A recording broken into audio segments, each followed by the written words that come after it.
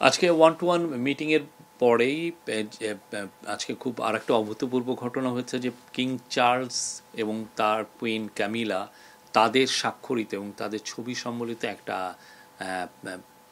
Gift ওনাকে দিয়েছেন। সেটা মানে ওনার জন্য খুবই সম্মানের ছিল।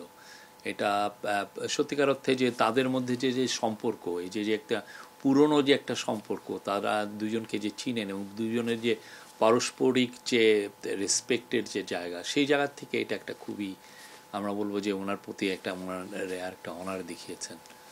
আজকে আপাতত যেই king Charles the third harmony অ্যাওয়ার্ডের বাইরে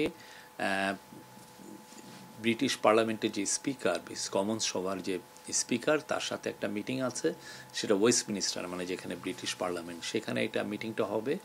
ওইখানে অনেকেই থাকবেন, তার সাথে ন্যাশনাল সিকিউরিটি অ্যাডভাইজার থাকবেন, স্পেশাল এনভয় থাকবেন, আমাদের হাই কমিশনার থাকবেন। তো ওই মিটিংটা খুবই important.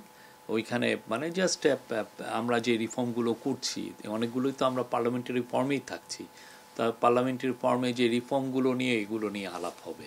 For more updates, follow us on Facebook, subscribe our YouTube channel, get the latest update on www.daily-sun.com.